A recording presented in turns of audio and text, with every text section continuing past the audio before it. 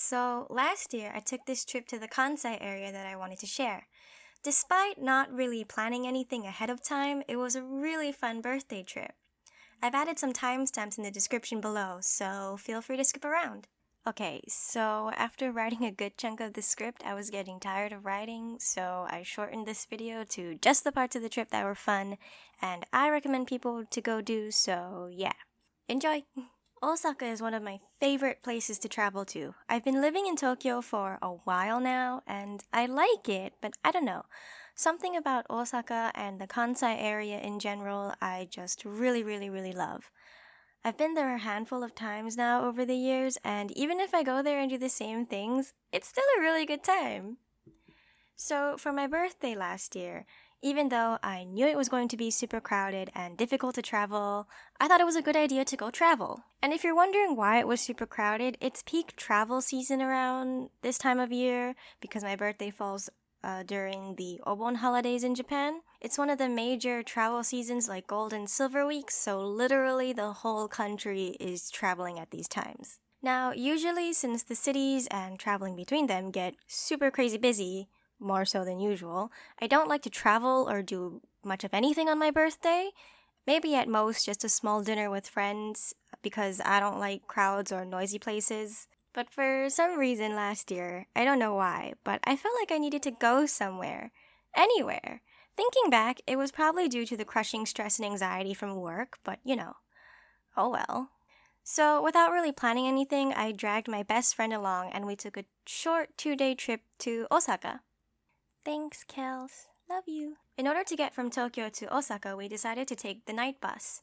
And I totally recommend these overnight buses to travel if you're looking for a cheaper means of traveling throughout the country. Though, okay, I think a small note for these night buses are that a normal human person would only want to be sitting on the bus for a limited amount of time. For instance, I could only use these buses up to the distance between Tokyo and Osaka. Any further, I would most likely use the Shinkansen or the bullet train due to the time it takes and my inability to sit still for long periods of time. Also, I think this would only work out if you're a human person that is on the smaller side. I remember a few years back I took a trip with a few friends. One of them was about 185 centimeters or a little over 6 feet, and he hated the night bus because it was so cramped for him. So, yeah. Anyway, if you're traveling during a busy period, you can get to Osaka from Tokyo in like 6 to 8 hours on the bus, I'd say. Half of that if you take the Shinkansen or bullet train, but who's got the money for that? However, since we were traveling during a busy time, the aforementioned time of like 6 to 8 hours turned into freaking 14 hours. We got on the bus at like 10 p.m. at night and then didn't get off until 12 p.m. the next day. It was insane. It was so gross. I felt gross. I mean, okay, those buses are really clean, but I mean, come on, it was summer, it was hot, it was humid, and we were in this metal container trapping all the heat, and I was just not in the mood. So after getting off, we rushed to our Airbnb via a taxi from Osaka Station, freshened up, and headed out because there was no more time to lose. The most important thing I wanted to see on this trip was the Pug Cafe in Kyoto, which is conveniently a 1-hour away train ride from Osaka, because it's in Kyoto. But I think it's why a lot of seasoned travelers often say if you're going to travel to the Kansai region of Japan, just make Osaka your like kind of base, and then all the other areas can be like a 1-day trip. I think this is because Osaka stores tend to be open later, so if you get back late from your day trip from, say, Wakayama, which is also a very nice area, it has the cat train, highly recommend, there will still be stores open for food and things to do, at least from my experience. So anyway, we head to Kyoto. Heading to the cafe from Kyoto Station is quite a walk, and we didn't feel like walking, so we just took a taxi, which I highly recommend, especially in the summertime when it gets really humid. The cafe had 13 doggos when we visited. Oh, so cute! And to be honest, I never really liked pugs that much as I didn't think they were super cute and their breathing noises would give me major anxiety, but I thought I would give the cafe a try since it's very widely talked about and recommended for Kyoto visitors. And I'm so glad we went. The pugs were so cute and friendly, and the owners are so warm and inviting. It felt like going over to a family friend's house more so than a business. And okay, on a side note, I've been to the Shiba Cafe in Tokyo. It's like this chain of stores that let you play with mame shibas or little shibas, and they're really cute. And also, one of them sat on me, which I loved, and I will cherish that moment for the rest of my life.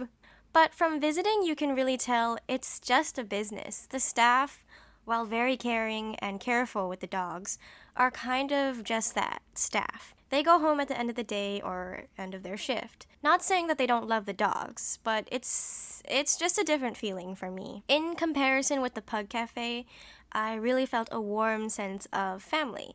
The owners actually own all the dogs or had adopted them at some point and are basically opening up their home to you. They can tell you all these small details about each dog and why they act the way they do, as if the dogs are their children. And let's be honest, dog parents, our dogs are our babies, so I get that. I don't know if I'm reading too much into this, but that was definitely the impression I had.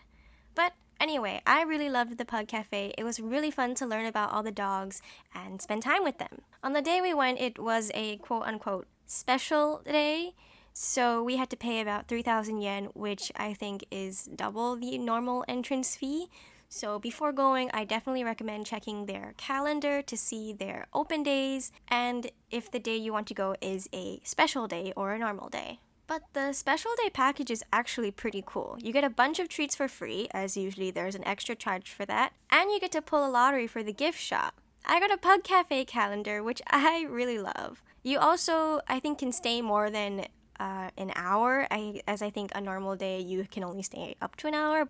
And if you're wondering, they do have some things in place to help people that don't speak Japanese. For instance, on their website and at the place itself, they have some printed materials with explanations in several languages, including English.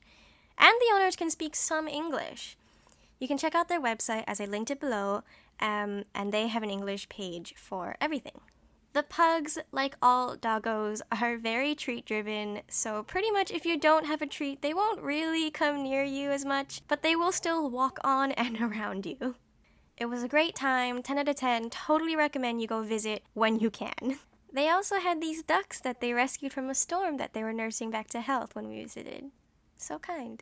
I think my favorite part was kind of seeing all the dogs interact with each other. It was very healing for me in my anxiety and stress. And also at the end, they give you these like heart stickers that you can stick on your favorite pug. But I felt bad because one of the pugs only had like 1 or 2 stickers, so I gave my sticker to him. I gave my heart to him. But yeah. On the morning of the second day of our trip, we decided to check out the Namba Yasaka shrine because it was only a 10-minute walk from our super sketchy Airbnb. The shrine is famous for its 12-meter-high lion-shaped stage, very eye-catching, and apparently the lion's head is believed to swallow evil spirits and bring good luck. The shrine itself is pretty small, and if it's not crowded, you can spend around 10 minutes around the place and be done pretty quickly. We went when it opened at around 9:30, 10 a.m., so it was really pretty empty. While we were there, we tried some of the omikuji, or random fortunes that they sell at the temple. They're all written in Japanese and are usually a bit expensive at around $3 to $5 for one little fortune, but they're just something fun to do while visiting. We did 2 of the fortunes. One was love, a love fortune, and it was attached to a small koi fish. Get it? Because koi is another word for love in Japanese, and it's a koi fish. Okay, well, I thought it was really funny. And I didn't even actually catch the joke at first until Kels pointed it out to me. We also got a Daruma fortune, but I don't remember what either of them said because this was a year ago and I lost the fortunes, which I don't think you're supposed to do, but oh well. After the temple, we headed out to the last place of our trip. The last thing we did before heading back to Tokyo was visit the Osaka Living Museum. It wasn't my first visit, but I always recommend this place to people visiting Osaka. If you like seeing glimpses of an older Japan, this is a really fun place. Also, I didn't know where else to put this, but the entrance fee is relatively cheap at 600 yen. One of the highlights of this place is that you can wear some kimono and walk around in a replica town. It's so fun and cute. And a note about the kimono. So when you go, you have to kind of reserve a time via the staff. And when it's your designated time, you go to the kimono dressing area where there are staff to help you get dressed. You basically drape it over your clothes so you don't need to undress or anything, which is nice. Also, it really depends on the timing of your visit to which kimono you will get. For instance, I am small, and on that day, most of the visitors were also small. So the small size kimonos were very few, and I ended up choosing a pink one of the 3 that they had. And I remember the lady showing me 2 obi, or belts, 1 orange and 1 yellow. I chose the yellow one because the flowers on the kimono were yellow, so I thought it matched. And the lady kind of just went, "Really?" And I thought, oh, was that the wrong choice? I don't know, lady. You tell me. But anyway, so the staff are there, they help you get dressed, and you get about 30 minutes to walk around in the kimono, take pictures, etc. And it's a really good time. Also, I totally forgot, but while checking the museum website, the kimono experience is, as of recording this, 500 yen to do, so yeah, don't forget your cash. The town is full of all these houses and small things you can look at and read about, all based around the Edo period of Japan. One of my favorite things to look at are the food replicas because they're so detailed and they look almost real. And also, I just love food, even when it's not real. One of the other things I like to do is walk through all the small houses to get a glimpse of what life was like back then. I really like seeing all the little details like the flooring, the pots, and the pans, and even the walls. It's very interesting. And at certain times of the day, they have small fireworks displays? I don't know what else to call them. But they're basically fireworks that are projected on a screen, but the whole town goes into like night mode, so it's really, really cool. You can literally spend a day and night in this little Edo replica town. There's also a separate space to see more explanations of how Osaka has changed throughout the years. They have these vintage items like refrigerators, TVs, rice cookers, vacuum cleaners. And I think it's pretty interesting to look at and compare those items to how we live now. All in all, I think the museum is super fun, very interesting. And it's also quite short visit. I think in total we spent around 30 to 40 minutes there because it's like 1 or 2 floors of a building. So after that, we kind of just meandered about until the next day when it was time to head back to Tokyo. The bus back to Tokyo was pretty similar to the bus heading to Osaka since it was the time when everyone was traveling back to the city. So we got stuck in traffic, which was great. Anyway, hope you liked this video. Bye!